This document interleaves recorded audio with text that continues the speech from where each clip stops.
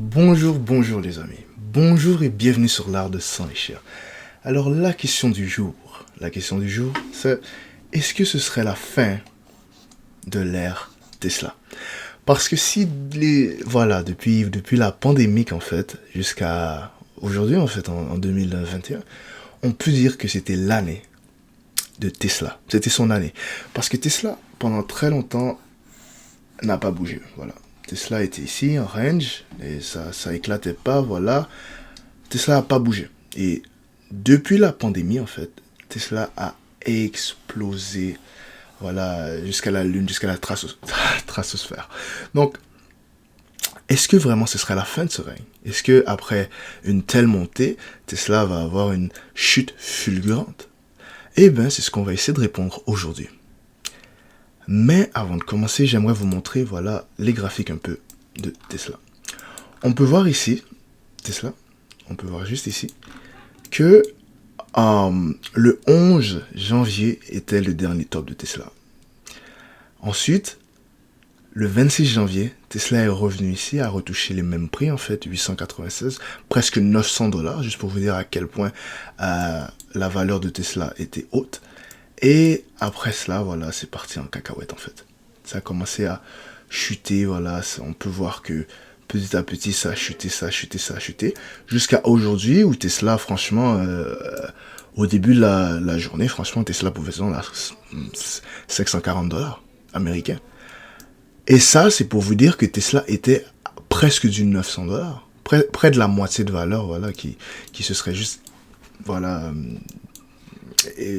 évaporisé de Tesla. Donc, qu'est-ce qui s'est passé en fait? Pourquoi Tesla est en train de se casser la gueule comme ça? Qu'est-ce qui se passe?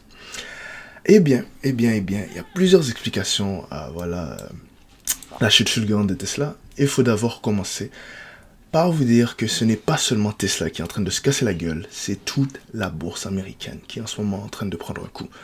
Or, c'est pas un coup, comme on dirait, un crash boursier. Ça pourrait devenir un crash boursier, mais ça n'en est pas un pour l'instant.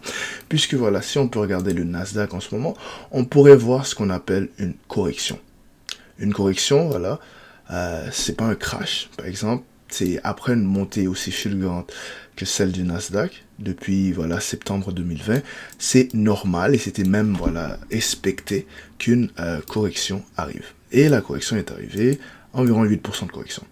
Mais 8%, les 8% de correction du Nasdaq ne se comparent pas voilà aux près de 40% de correction de Tesla. Donc, est-ce que Tesla va faire faillite? Est-ce que Tesla va valoir un jour peut-être la même valeur qu'elle valait avant la pandémie? Ça, à mon avis, non. Et pour ça, il y a plusieurs explications, et je vais vous expliquer ça tout de suite. Mais bon, avant, faut vous expliquer pourquoi il y a beaucoup de gens qui vendent Tesla. Beaucoup de gens vendent Tesla parce qu'ils étaient rentrés sur la compagnie pour les mauvaises raisons.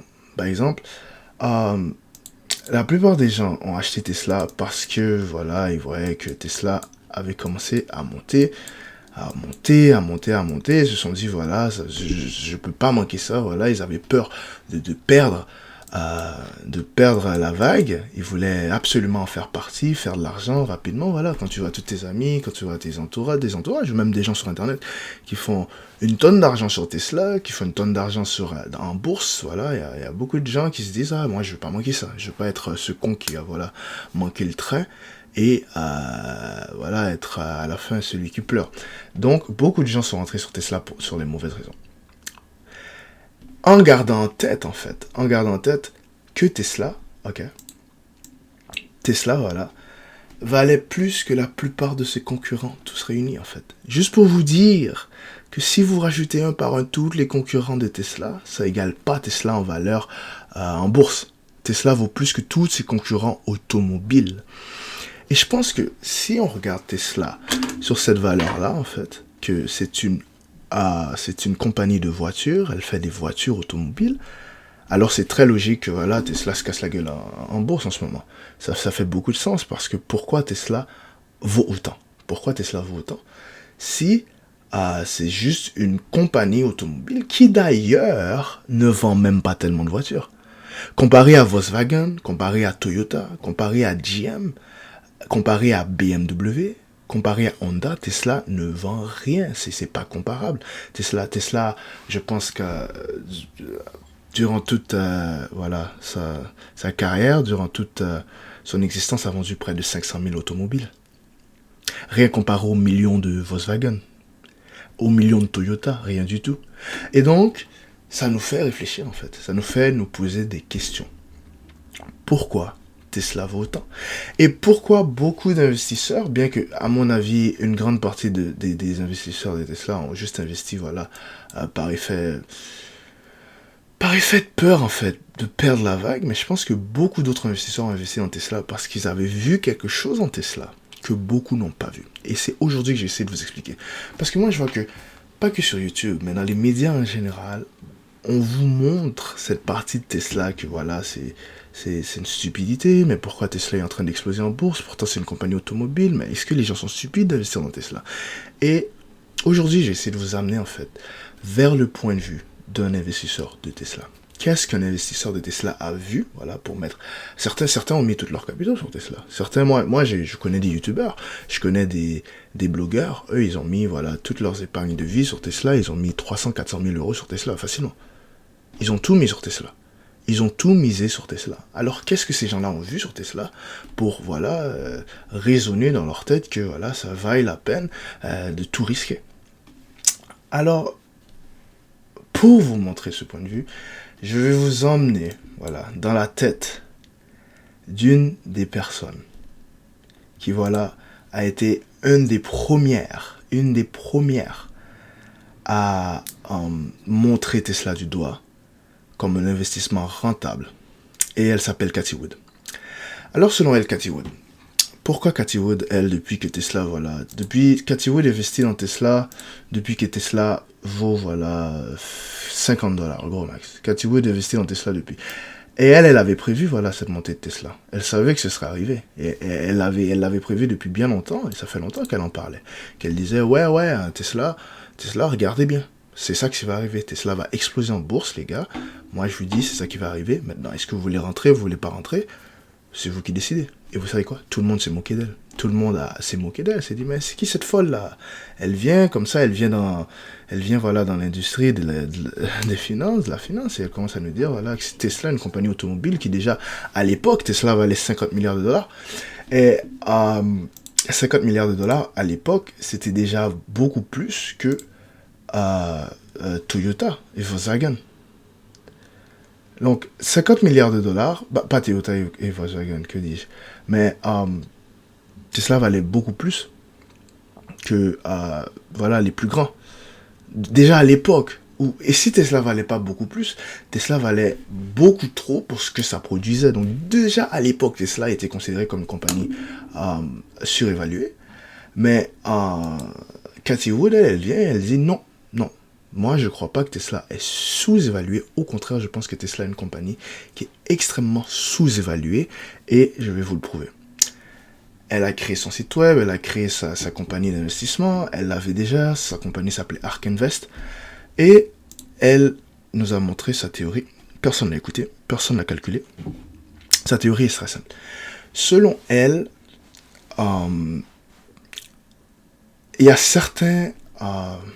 comment on dit ça en français? J'ai complètement oublié le terme. Innovation. Ouais, des innovations. Selon elle, on ne peut pas, voilà, calculer des innovations de façon comme on calculerait un graphique qui augmente graduellement. Selon elle, voilà, selon elle, les innovations, ça n'arrive pas comme ça. Je pense que beaucoup de personnes pensent que, voilà, les innovations, voilà, la première année, il y a ça, ensuite, deuxième année, il y a ça, troisième année, il y a ça, quatrième année, il y a ça, cinquième, sixième, septième année, et que voilà, on pourrait calculer que si chaque année, il y a une montée de 10%, on investirait dans la compagnie, on prévoirait, voilà, 50 autres % pour les 5 prochaines années, voilà. Et selon elle, c'est pas comme ça que les innovations marchent. Ça, c'est un mauvais système pour calculer les innovations. Selon elle, les innovations fonctionne en termes de S. Donc ce serait comme ça. Au début, beaucoup trop d'engouement, selon elle. Les gens viennent, par exemple, Internet au tout début. Beaucoup de gens investissent sur des compagnies, voilà, dans les années 2000. Beaucoup d'engouement pour Internet dans les années 2000 et peu de résultats. Et Internet, depuis les années 2000 jusqu'à, disons, 2010, voilà, ça a évolué, mais ça n'a pas tellement fait grand-chose. Même si ça a évolué, c'était pas ce qu'on s'attendait ici. Ici, c'était vraiment l'engouement, c'était le futur, c'était nouveau. Tout le monde voulait investir. Comment ça a fini? Ça a fini en crash boursier. Ici, voilà, c'est l'engouement. Le temps passe, il n'y a rien qui se passe ici. Donc, ça perd l'envie. Les investisseurs n'ont plus envie d'investir. Et c'est là qu'il faut investir, les amis. C'est ici que, selon Cathie Wood, il fallait investir. Et elle a fait la même chose avec Tesla. Au début, Tesla, plein d'engouement, voiture électrique, oh mon Dieu, Elon Musk est en train de relever un défi qui n'a jamais été relevé. Et si le défi a déjà été, voilà, annoncé par certains compétiteurs, ça n'a jamais été trop pris au sérieux. On n'en a jamais fait une compagnie, voilà, qui allait se concentrer sur les voitures électriques. Et il y a Elon Musk qui vient, qui dit que moi je crée Tesla et que ce sera une compagnie de voitures électriques. Donc beaucoup d'investisseurs. Et voilà, pendant 5 ans, moi je vous dis, l'engouement partit complètement. Il y avait plus personne qui voulait investir dans Tesla. Ici, voilà, on investissait dans Tesla, personne s'attendait, voilà, à l'immense succès que Tesla aurait obtenu dans les prochaines années. Donc, ici, vous pouvez voir que l'engouement, voilà, il n'y en a pas beaucoup. Et graduellement, ça augmente. Comme ici, vous pouvez voir, c'est monté très graduellement. Ici, ça arrive en flèche. C'est-à-dire ici, peut-être en 10 ans, quelque chose se serait arrivé. Donc en 10 ans, 100% des marchés auraient été obtenus. Mais selon Cathie Wood, c'est pas 10 ans. C'est extrêmement rapide. Et ensuite, ça redescend. Donc c'est ici que les investisseurs commencent à rentrer. Mais malheureusement, ils sont rentrés un peu trop tard, vu que voilà, la mode est en train de partir et que moins de gens investissent. Moins de gens sont intéressés. Donc ils ont manqué toute la vague. Et c'est ici qu'il faut investir. Et selon elle, Cathie Wood, selon elle, et c'est sur cette idée-là qu'au début elle a investi sur Tesla. Tesla était une compagnie sous-évaluée parce que, voilà, Tesla était une compagnie innovatrice et que les voitures électriques c'était le futur. Il n'y avait vraiment pas de question. Pourquoi les voitures électriques sont le futur? Parce que il faudrait être stupide pour ne pas acheter une voiture électrique dans 5 ans ou 10 ans. Pourquoi? Parce que les prix des batteries seront extrêmement bas. Donc déjà, si les prix de batterie sont extrêmement bas, l'électricité va coûter moins cher que le gaz, l'électricité est renouvelable. Pas l'essence. L'essence n'est pas renouvelable. Le pétrole n'est pas renouvelable. Une fois que le pétrole est utilisé, il n'y en a plus. Il faut en trouver d'autres. Donc l'électricité, c'est renouvelable. On peut créer des sources d'électricité. Les voitures, moins chères. Elles seront moins chères. Pourquoi? Parce que l'électricité que vous payez, elle sera beaucoup moins chère que l'essence. Beaucoup moins chère. La voiture en soi, moins chère. Les batteries en soi, moins chères. Donc selon Cathie Wood, dans 10-15 ans, voilà, posséder une voiture électrique, c'était de la pure logique en fait. Il n'y avait rien à chercher là-bas. Il n'y avait vraiment rien à chercher là-bas. C'était du pur logique. Et les gars, je la crois. Je veux dire la vérité, ce qu'elle m'a dit, ça fait beaucoup de sens. Ça fait énormément de sens. Et pourquoi ça fait beaucoup de sens? Parce que il n'y a pas si longtemps encore, en 1900, bon, pas si longtemps, ça fait quand même un siècle quand même. En 1900, dans la photo ici, qu'on voit ici, qu'est-ce qu'on voit? On voit des carrosses, on voit des chevaux. 1900, c'est le 5e avenue New York. On voit une automobile, une seule automobile, les gars. Des chevaux. 13 ans plus tard, pas 25 ans plus tard, pas 50 ans plus tard, 13 années plus tard, les gars. 13 années, ton petit frère naît, il rentre au secondaire, voilà, ça fait 13 ans. 13 années, c'est court, les gars, c'est court 13 années. Toute la route du 5e avenue remplie de voitures. Donc c'est juste pour vous montrer, voilà, les innovations, ça monte pas graduellement. Ça se trouve et ça explose et ensuite ça se calme. Aujourd'hui, c'est normal les voitures pour nous. Mais de la première, des carrosses aux voitures, moi je vous dis que Ford, à un moment, il était l'homme le plus riche du monde. Et s'il n'était pas l'homme le plus riche du monde, je peux vous le jurer qu'il était un des hommes les plus riches du monde. Il avait révolutionné quelque chose en fait. Il avait rendu la voiture accessible pour tous. Et c'est ce qu'Elon Musk essaie de faire avec la voiture électrique. Il essaie de la rendre accessible pour tous. Donc c'est pour ça que Cathie Wood, depuis très longtemps, elle est très bullish sur Tesla. Elle pense que Tesla est une compagnie qui est juste à son début. Et elle compte pas vendre ses parts. Du tout, rapidement. Mais le truc avec Tesla, et je pense que beaucoup d'investisseurs l'ont remarqué, c'est oui, Cathie Wood a peut-être raison. Oui, peut-être les voitures électriques, c'est le futur.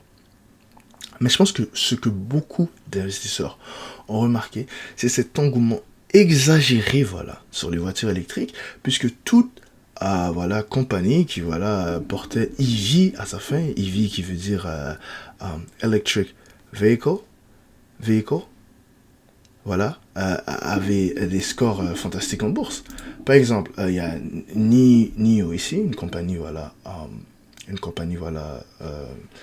électrique encore, chinoise, qui a tout de même des bonnes ventes en Chine. On peut remarquer que depuis 2020, depuis la pandémie, et même après la pandémie, des scores incroyables. 3900% en bourse, x 39. Tu mets un investissement ici de 100 000, ici, tu es à 3,9 millions. Juste pour te montrer à quel point, c'est pas seulement Tesla, en fait, qui a eu ces résultats incroyables, mais c'est la plupart des voitures électriques, ou des producteurs de voitures électriques, des compagnies de voitures électriques. Donc, ça inquiète beaucoup de gens. Beaucoup de gens, dont, Michael Burry. Pour ceux qui ne connaissent pas Michael Burry, c'est un investisseur américain qui aurait prédit la chute boursière, le crash boursier de 2008. Comment il a fait ça? C'est que Michael Burry, lui, il a analysé les banques et lui a calculé que les banques donnaient des prêts un peu trop au hasard, un peu trop hasardeux à leurs clients, à leurs consommateurs. Et Michael Burry, lui, a calculé que ça pouvait pas continuer comme ça, on pouvait pas continuer sur cette spéculation du marché immobilier. Un jour, ça devait chuter, que ça allait chuter. Et il a eu complètement raison. Il a fait même près d'$1 milliard à sa firme. Son pari était donc réel, il avait eu raison, Et Michael Burry, le gars qui a eu raison sur un crash que personne s'en attendait, selon lui, le Tesla, la cote boursière de Tesla pourrait chuter de plus de 90%. Plus de 90%. Donc c'est pour vous montrer à quel point pas tout le monde qui est d'accord avec Cathie Wood. Beaucoup de gens, bien que Tesla ait eu un succès incroyable sur les derniers mois, c'est pas tout le monde qui est d'accord avec Cathie Wood et c'est pas tout le monde qui est d'accord avec le succès de Tesla en ce moment. Beaucoup de gens trouvent ça suspect et ça les rappelle un peu le crash boursier du dot-com, les crash boursiers d'internet qui s'était passé au début des années 2000. Ça leur rappelle justement quand tout ce qui avait un .com à la fin valait une bombe en bourse, une tonne en bourse. Dès qu'il y avait un dot-com à la fin, ça valait une tonne en bourse. Est-ce que, Michael Burry, lui, il ne dit pas que Tesla va pas réussir, va pas révolutionner le monde de l'automobile. Lui, il pense pas ça. Il pense juste qu'en ce moment, la part de Tesla, la cote de Tesla, elle est surévaluée et que ça peut pas continuer comme ça. Est-ce qu'il a tort? Est-ce qu'il a pas tort? Je ne sais pas. Il y a encore Munger, lui, Charlie Munger, l'associé de Warren Buffett sur Berkshire Hathaway. Pour ceux qui ne connaissent pas Berkshire Hathaway, c'est une compagnie d'investissement américaine. Et Berkshire Hathaway est, si je ne me trompe pas, une des top 10 plus grosses compagnies aux États-Unis, sinon pas le monde. Avec un capital vraiment, ils ont un fou capital, ils ont investi sur des compagnies qui leur ont rapporté beaucoup au fil des années et ont eu un rendement sur investissement de près de 20% et Bon, ça peut paraître peu, 20%, si tu mets 100 000, voilà, chaque année tu as 20%, ça peut paraître peu, 20%, mais il faut se rappeler que la bourse, elle, l'indice boursier, voilà, le S&P 500 rapporte 7 à 10%. Donc 20%, ils ont doublé, voilà, le S&P 500. Et il faut vous rappeler que ces gars-là, ils font pas de l'argent avec 10-15 $, ils font de l'argent avec des milliards et des milliards et des milliards. Donc avoir un tel résultat, voilà, avec un si gros capital, ça c'est dur. C'est dur. Donc c'est juste pour vous montrer à quel point ces gens-là savent de quoi ils parlent. Ce sont des investisseurs expérimentés. Et donc, voilà, ils ont, voilà, disons, une parole, leur parole a un poids. Okay. Et Charlie Munger, lui, dit, je ne sais pas c'est quoi le pire. Tesla a 1 trillion de dollars ou le Bitcoin à 50 000 $ l'unité. Donc, ces deux investisseurs-là, Charlie Munger et Warren Buffett aussi, sont pas tout à fait d'accord avec la montée astronomique de Tesla sur les derniers mois. Ils ne sont pas complètement d'accord. Et moi, mon avis, voilà, je ne me compare pas à Charlie Munger, à aucun de ces investisseurs, voilà, avec une renommée, voilà, une véritable renommée. Moi, franchement, je suis juste un investisseur et je vais vous dire la vérité. Moi, de mon côté, je pense que Cathie Wood a raison. Je pense que Tesla est une compagnie qui a son début et va continuer à augmenter. Je pense que oui. Je pense que oui. Pourquoi ? Il faut vous rappeler que Tesla n'est pas juste une voiture électrique. Bien qu'il y ait un engouement pour les voitures électriques, comme NIO, comme Xpeng, depuis qu'elle est sortie en bourse, voilà, récemment, explosé, voilà, 182%. Nikola, encore une fois, voiture électrique, pas électrique cette fois-ci, je pense que c'était une voiture, voilà, je me souviens plus, mais je sais que c'était pas du gaz, je pense que c'était une voiture, oui voilà, c'était un autre type de gaz, un gaz qui était réutilisable. Encore une fois, beaucoup de succès, c'est cassé la figure, mais Tesla, je ne pense pas que Tesla est comme tous ses concurrents. Pourquoi je ne pense pas que Tesla est comme tous ses concurrents ?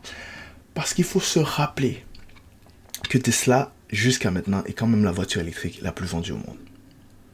Que vous aimiez Tesla ou vous n'aimez pas Tesla, il faut savoir que le modèle 3 de Tesla est vendu à 365 240 exemplaires. Et c'est la voiture la plus vendue au monde. La voiture électrique la plus vendue au monde. Et vous n'allez pas très loin pour arriver à la 4e place pour encore une autre Tesla, le modèle Y. Donc Tesla, question part du marché, c'est exceptionnel. C'est exceptionnel. Donc si une compagnie de voitures doit gagner cette course de la voiture électrique, c'est Tesla. Moi, je parie sur Tesla, c'est Tesla. Et ça, c'est que pour les voitures électriques. Mais il faut savoir que Tesla n'a pas seulement un avantage que sur les voitures électriques. Tesla est aussi une compagnie d'innovation, que ce soit sur les batteries, que ce soit sur l'énergie, que ce soit sur voilà, la technologie. On parle de plusieurs monopoles que Tesla pourrait gagner dans les prochaines années. Tesla a aussi une technologie qui permet à ta voiture de se conduire de façon autonome. C'est du jamais vu. Aucune compagnie a autant de data que Tesla sur ça. Donc c'est juste pour vous dire à quel point, si voilà, les voitures électriques, un jour, ça pourrait valoir des trillions de dollars, voilà, disons que je mets un chiffre en hasard, et je pense que ça peut être bien plus que ça, 10 trillions, moi je peux vous dire que Tesla a une immense part de ce gâteau. Une immense part de ce gâteau. Et donc, sachant que Tesla pourrait obtenir une immense part de ce gâteau, et c'est en ce moment ce que Tesla possède, une immense part de ce gâteau, en plus d'avoir, voilà, une immense avance sur ses concurrents, je pense que ce prix, voilà, de 594 de Tesla pourrait vous paraître vraiment cheap, vraiment pas cher dans 10-15 ans. Vous allez regarder 594, vous allez vous dire, ah wesh, Tesla c'était pas cher à l'époque, hein. Maintenant, waouh, ça vaut quand même assez en bourse.